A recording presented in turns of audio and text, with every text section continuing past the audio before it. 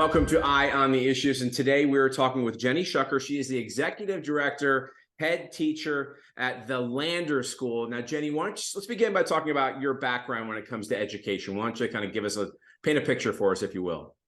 Yeah, no problem. So I started my journey in education right out of high school.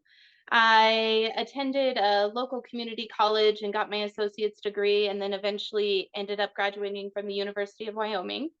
My first teaching job was out on the Wind River Indian Reservation, which is adjacent to Lander here. I taught kindergarten out there for 1 year, and then the rest of my tenure of 10 years was in different school districts around Fremont County. In 2012, I was awarded my national board certification for the state of Wyoming, and I had my daughter in 2016, so that facilitated me leaving the classroom, and I stayed home with her. During that time, becoming a parent kind of lets you reevaluate where you want your child to go and what you want them to experience in life. And so my husband and I decided that the public school system was just not going to be the right fit for our family for a multitude of reasons. In Lander town, there in Fremont County, there's really no other options as far as like private schools. We have a couple of religious-based schools in Riverton, but neither one of those were fitting our family's values. And so I decided I was going to open my own. And I started researching Montessori education, which is a different philosophy of education. I realized that as a teacher, that's really what I was always trying to do in my classroom. And now it had a name. And so I went full steam into that. I received my Montessori certification in 2017. And then I started Academy of the Winds in 2019 and have been the executive director and head teacher since then. So let's backtrack for a quick second here. Explain the Montessori education and how that is different than what people see at a typical, let's say, public school, for example. Yeah, so Montessori education is rooted in the understanding that children have the ability to be independent, self-reliant, little human beings. And so our educational system is all based in hands-on education. So they experience everything. All of our materials that we have in our classroom are completely hands-on. So for example, math, they learn how to build an equation, see an equation, touch an equation, manipulate an equation before actually doing it on paper and pencil. It's very child developmental orientated. We all know as educators that children learn best by doing. And so Montessori education really, encaptures all of that. So in a classroom, a child might be working on mathematics, and there's several different tools that they use to do that. We facilitate independence. They learn how to do regular chores, folding laundry, doing dishes, sweeping the floors, wiping up their messes, things along those lines. So, and we have 3-year age groups in each classroom. So in one classroom, we have 3 through 6-year-olds. In the elementary classroom, we have 6 through 9-year-olds. And then in the upper elementary, we have 9 through 12-year-olds. That 3-year span is really beautiful because they get to learn from each other. The older kids tutor and help the younger kids. And then they become the younger kids in the next classroom and are mentored by the older ones. Wow, very interesting. Yeah, I like that concept. So let me ask you this. Let's talk for a second, if we can, about what do you see as the biggest challenges parents currently face when they figure out what kind of education they want for their children? Yeah, it was the same one that my husband and I had. Lack of choices. If you have a child that maybe doesn't fit into a public school system, a one-size-fits-all system, in specifically Wyoming, there are very little choices in the way of education. Currently, there's only 6 private schools that aren't religiously orientated. There's a bunch of religious schools kind of scattered around Wyoming, and then there's the public school. We only have a few charter school options in Wyoming as well. So this lack of choice, I think, is probably the biggest challenge that they face. If you're a parent in today's day and age, most of the time both parents have to work. So the homeschooling for some families is just not an option. They just, both of them have to go to work, earn money. So being in Wyoming, a private school, we have to charge tuition because we don't get any federal or state or local money. And so it becomes an impossibility for parents to be able to afford that for their children. So they're kind of in a rock and a hard place as far as that goes. It's almost like they're forced into the public school system just by default.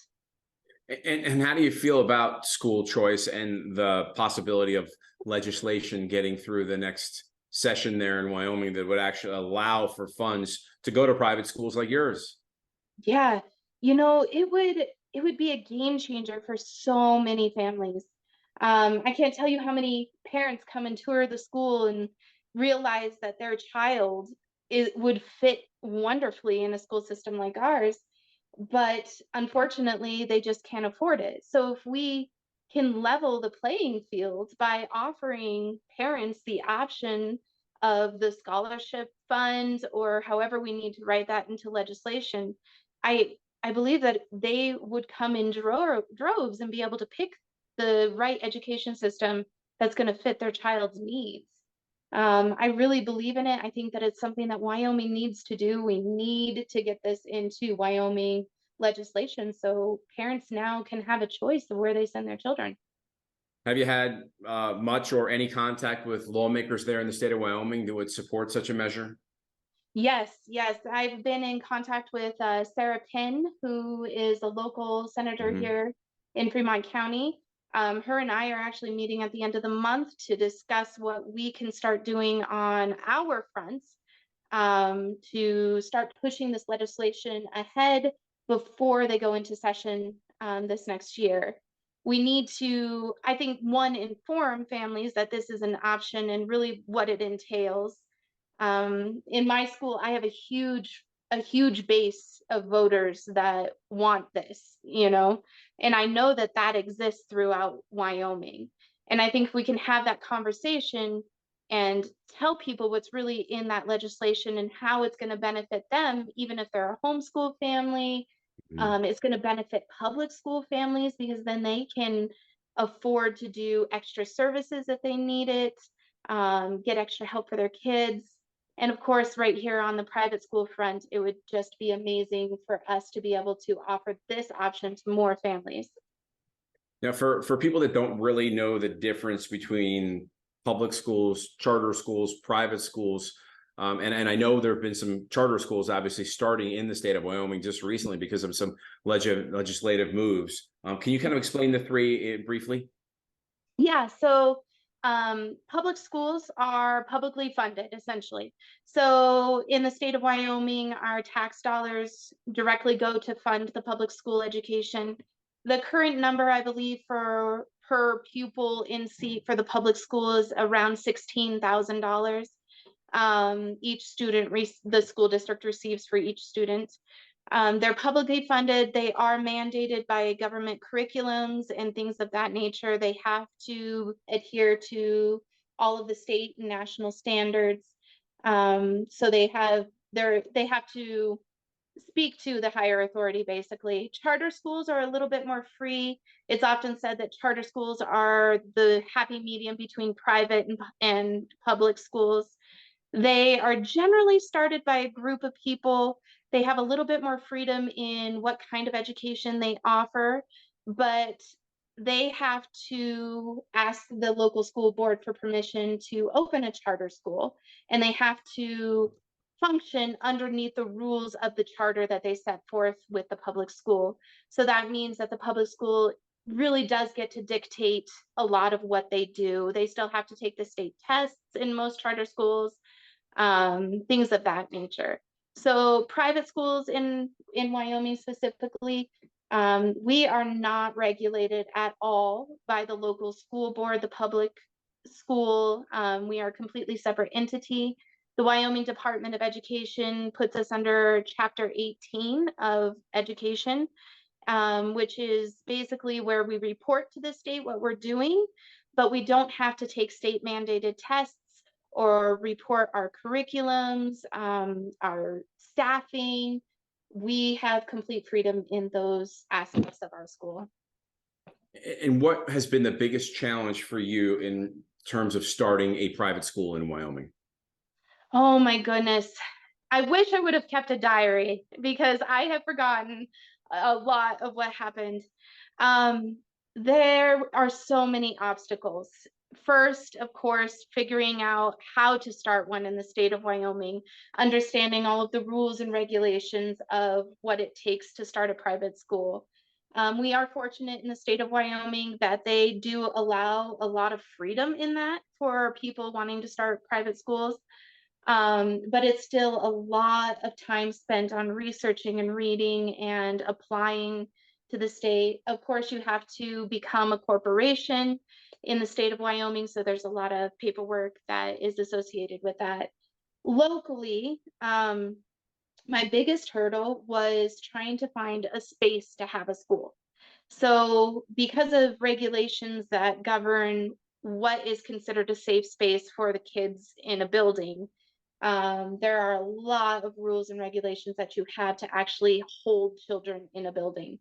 And unfortunately, in most cities in Wyoming, I know for sure in Lander, I couldn't find a space to do it in. The buildings were either too old or too outdated. They weren't close enough to a fire hydrant. They didn't have sprinkler systems. So it was a constant battle trying to work with the city on letting them know what we were doing and them wanting us to do it to the letter that they wanted us to do it. So we ended up building a brand new building here in Lander to meet all of those rules. I had a couple of investors come forward and invest in the school and do that for us.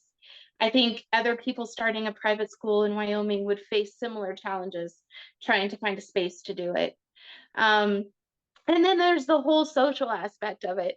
You know, with only 6 private schools in Wyoming, being a new entity, you really are a pioneer in this field. So to go into it thinking that you're going to get a ton of support from the local school board or, you know, the local government in general is really a misstep. You really have to fight your battle to get it going. And so we ran into a lot of that as well.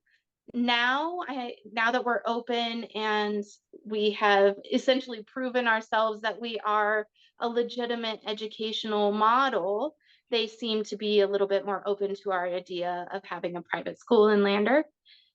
Those were the primary challenges that I faced. Of course, little ones becoming, you know, a nonprofit, Sure. advertising to parents and trying to convince them that private school really is worth the investment Mhm.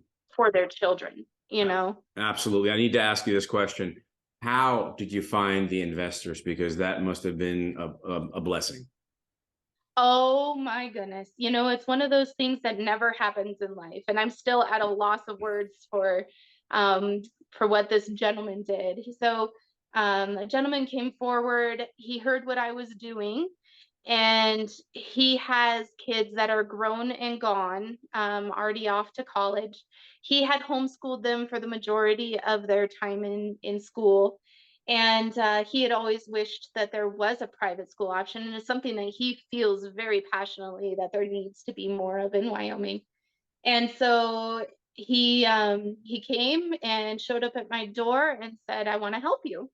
And I was like, "Oh, great. You know, do you want to buy a material? Do you want to, drive me around and try to look at places?" And he said that, "I want to buy you a piece of land and build you a building." And originally the idea was is that I would occupy the building and then rent it from him just in case the school didn't work out, because at that point we had no idea if a school like this was going to work. And at the end of the construction, he showed up at the building and handed AOW the building, the land, everything. And then his mom actually ended up paying for the majority of the building as well. So it was this dual partnership, and they really made this possible for us. That's incredible. What a great story. Yeah, So it who can never attend? happened. No, never happens. That's amazing, especially in this day and age. So who can attend your school, and what's the application process like? So everybody is welcome at our school, of course. The application process, first you get on the wait list, and currently we have 143 on the wait list. So they fill out a form on our website, it gets them on the wait list. I do things kind of non-traditional when it comes to wait lists in schools. I find that finding the good fit for our school's families is more important than going line by line. So what I do is I don't take number one and then number two and then number three. Everybody has an equal chance of applying. So when application period opens up or I have a position, they submit an application.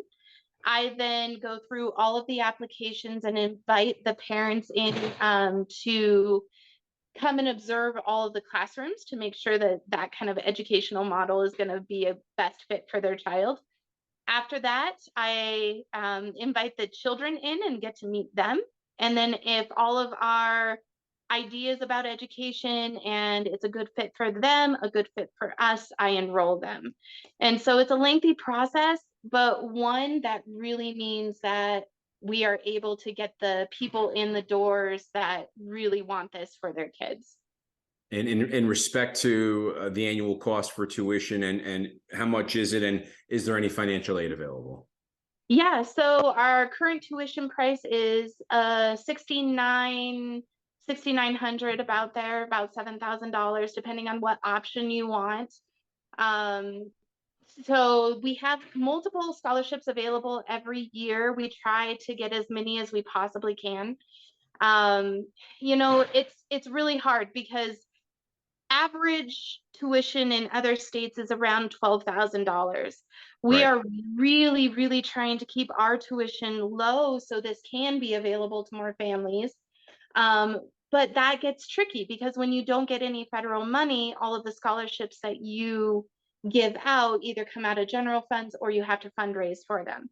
So we've had very generous people give to our scholarship fund, which means that we've been able to give those out every year, but it's on a year to year basis. It's not something that people can generally count on reoccurring every year, unfortunately. And actually, my daughter goes to school in the Denver area, and yeah, at a private Catholic school, and it's Yep. a little over $12,000 a year. Yeah. So I totally Yep. understand. So when you said $6,900 a year, I'm like, whoa, that's incredible, and that's got to be welcome news for lots of families, because Yeah. Yeah.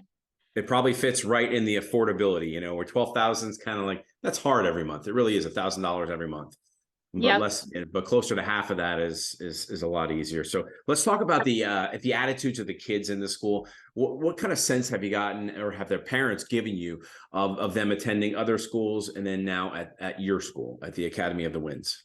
Yeah. So it has been such a learning experience for me. I came directly out of a public school classroom. So that is really the only educational model that I had ever really experienced. And so doing something new like this and seeing the end result for the children has been absolutely magical, to put it no other way. We know as adults that each one of our children are so different. None of them are going to be the same. So the one size fits all education isn't going to fit for every kid. And so when the children come here to our school, we relieve the pressure of the state mandated tests. We relieve the pressure of the arbitrary lines that they're held at, meaning that in our school, each child receives an individual plan for their education. So if they're ready to go to division in kindergarten, we don't hold them back. There is no floor or ceiling. And so the mantra in Montessori education is freedom within limits. And so when we give these children the freedoms in the classroom to be who they are, to be self-reliant, to be independent, and to tell them that, as long as you put in the work, you can go as high as you want to go. And that change for children is absolutely magical. They we have a lot of them come to us from the public school where they have decided already that they're not going to play that game. They don't want to sit in a seat for 6 hours, regurgitate information, have to wait for the rest of the class to be done before then they can go on to the next level of understanding. They're done. They're frustrated. And when they come here, the changes is fascinating. They become completely different people. They are calm and peaceful and hardworking. They're independent. The things that we always wished that we could facilitate in the public school classroom, but because the model of education was so different, it just wasn't possible. I would say attitudes have changed. Parents are telling us that home life is so different. They're no longer having to fight their children to go to school. We've had a lot of families come here that they were literally having to peel their fourth grader out of bed in the morning and carry them to their car and push them out the door to go to school Hmm. every Yep. morning. And now that is just not the case. They feel like the smaller classrooms, the freedom that they have here, and the way that they are approached by the teachers is so much different Hmm. than in the public school classroom. Nice. So, what is a typical day like there? And before I forget to ask, I'm curious, how many students do you have in the school right now? We will have 70 in the fall. Okay. And wow, you have a waiting list of over 100, you said. Yes, yes, yeah, but we have a waiting list of 142. I believe 142. So yeah, so we'll have 70 kids ages 3 through 12 in Okay. the fall. And so what's a Mhm. typical day like? Is there such a thing as a typical day at your school? Yes, there is. So I'll speak, it kind of depends on which classroom you're in. So I'll speak to the elementary kids. Okay. Um, so in the mornings, generally the kids come in, they put away their things, and then we give them about 15 minutes to just go around and chat with their friends. So if they want to play a game or read a book or just sit down and talk, we give them that freedom because they're either going to do it at the beginning of the day or they're going to do it the rest of the day. So you might as well just give them the freedom to do it. Um, so we let them kind of settle into the day. Each child has a chore of the week that they're responsible for. So in the mornings, they come in, they unload the dishwasher, they put away the dishes, they fold the laundry, and then go and deliver it to all of the other classrooms that need rags and towels for the day. Um, they go and they feed our classroom pets, they water the plants. So it's definitely an ease into the day. Then about 8:30 or so, we give them about 30 minutes to do that. The academic learning starts. So in a Montessori classroom, it's very free floating. So every child has their assignments that are going to be due at the end of the week, and they are responsible for getting those assignments done.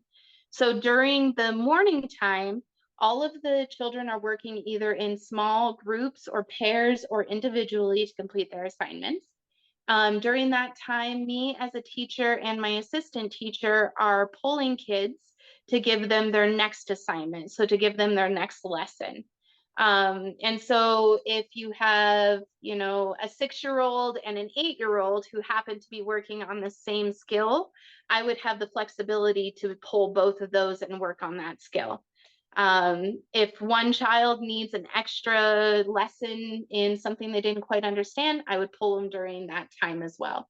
So we are never in desks or up in front of the classroom, teaching, so to speak. We're sitting on the floor or at a table or at chairs, and we're giving small group lessons. So that's a big difference than a public school classroom. No doubt. The kids, yeah, the kids have 3 hours in the morning uninterrupted. So during that time, I'm giving lessons. They're working on the work that they need to get done by Friday for me to turn in. They can take breaks by going and reading in the library, having a snack with their friends at the snack table. working on geography or maybe a science experiment or some history work that we always have going on in the classroom.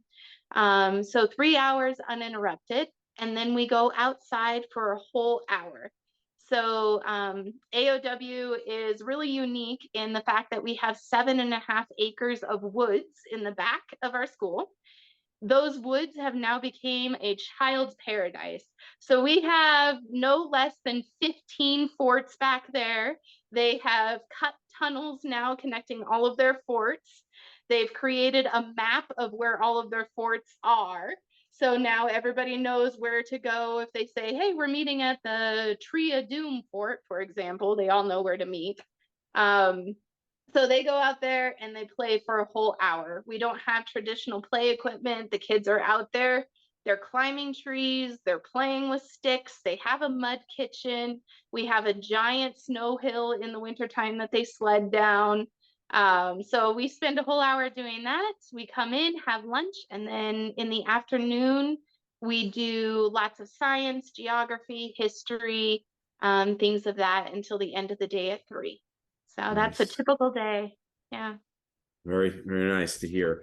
So what kind of advice can you give to parents around the state of Wyoming right now in respect to trying to prod their local lawmakers to make some kind of school funding bill for school choice go through next session? I know this past session there was I think it was Senate File 143. Yes, yes. So my advice, and this is what I'm going to be doing on my end as well, is find those senators that were on the bill. So the ones that were co-sponsoring the bill. I believe Sarah Penn said that almost half of the senators were co-sponsors on that bill. So the likelihood that you're going to have one in your district is huge. So get in touch with those and ask them what to do because they were on the floor. They understand the process much better than we do on this side. And then start talking about it and start letting people know that this is an option, a very viable option for them. Obviously, Summers was a big part of that. I feel like as the constituents in Wyoming, we need to circumvent him and make it known The Speaker of that the House, you this, mean? Yeah. yes, yeah, that we need this in Wyoming and we want this. And the only way that we're going to get that past him is to really make our voices heard. So gather the people, get petitions signed, talk to the senators and the representatives, and see what we can do to push this forward. Nice. And so for people to find out more about your school, what's the website? It is academyofthewinds.org. And if you Google private schools in Lander, Wyoming, we'll be the only one that comes up. So you can find us that way. We also have a Facebook page and a YouTube channel, those kinds of things that you can find us on. Okay, fantastic. Jenny, thank you for your time. Last Yeah. quick question. For a last quick Mhm. question. What do you like most about living in the state of Wyoming? Oh, the people. Are incredibly lucky to be in a state where people still really genuinely care about what goes on in their state. And I still believe that Wyomingites have a true sense of freedom here. And we show that every single day. And I love the community that we have. No matter where you go, you get the Wyoming wave, you get the smile, you get the good-natured people. And that's why I live in Wyoming. That's why I'm raising my family in Wyoming. This is a Great. wonderful place. Great to hear. Jenny, thank you for your Yeah. time. Yes, thank you.